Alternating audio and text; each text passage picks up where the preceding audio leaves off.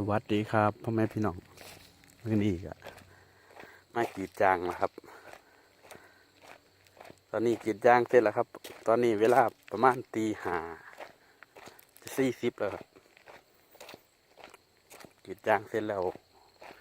ก็จะเป็นมือกรีดซ้อนให้เขาแล้วครับพ่อเขาไปก่อนนะครับก็รู้ว่าสีใดเพราะใดมือนี่เดี๋ยวไปมึงกันเนาะครับเนาะ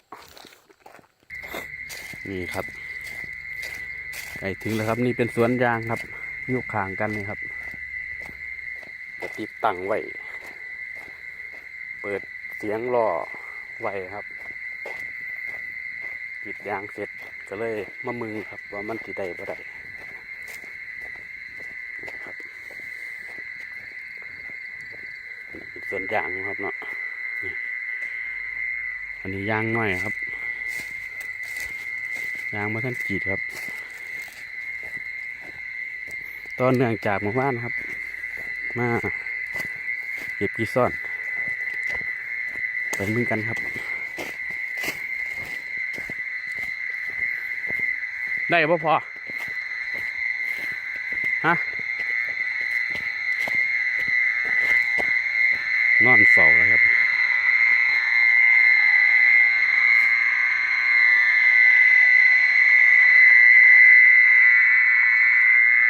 ผลงานครับโอ้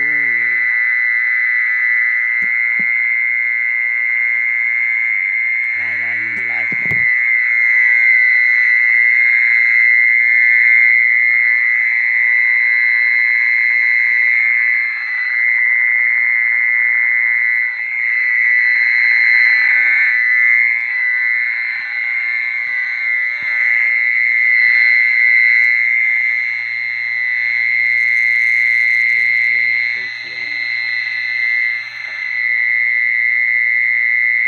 หน้าลงครับนี่ลงกันเลยครับชัดๆนี่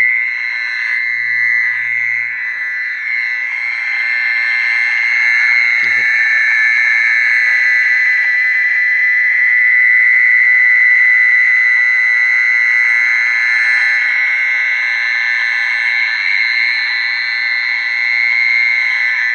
ลงอยู่ที่เดิมเลยนี่ผม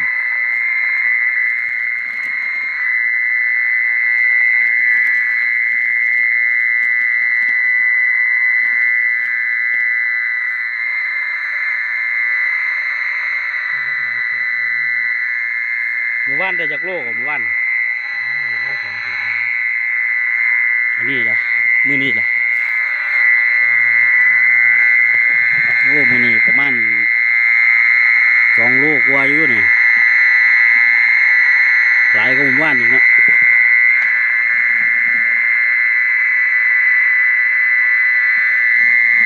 นี่กี่ซอดครับล้วนๆ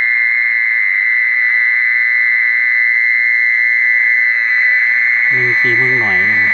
มันทับกันเลยดิ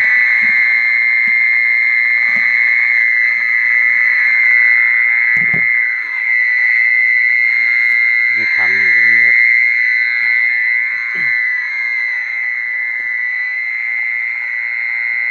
นี่ครับมันมาแล้วครับมันลงแล้วครับมันบินมาแล้วมันตกครับนี่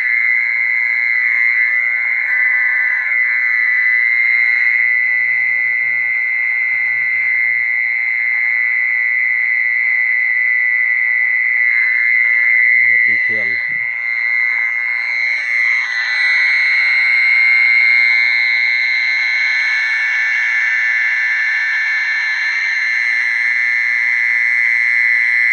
มันกันมากแล้วครับ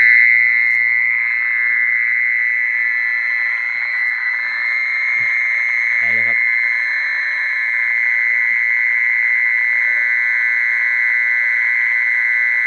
ลงแล้วครับนี่พอมาเตาแม่มันหลายหรอไหมมันบินได้แล้วเนี่ยน่านอนเฝ้าเลยครับนอนเฝ้า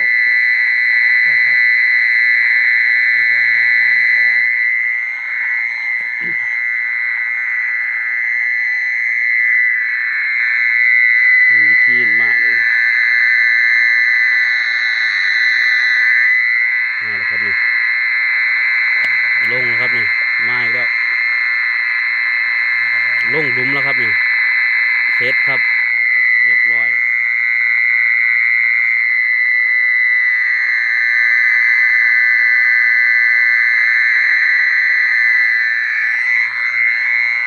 เสียงดัง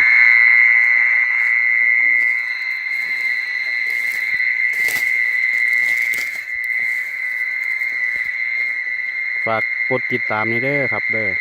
เดี๋ยวจะมีคลิปมันๆหลายคลิปด้วยครับมื้อนี้เอาไว้ซ้ำนี้ก่อนครับสวัสดีครับ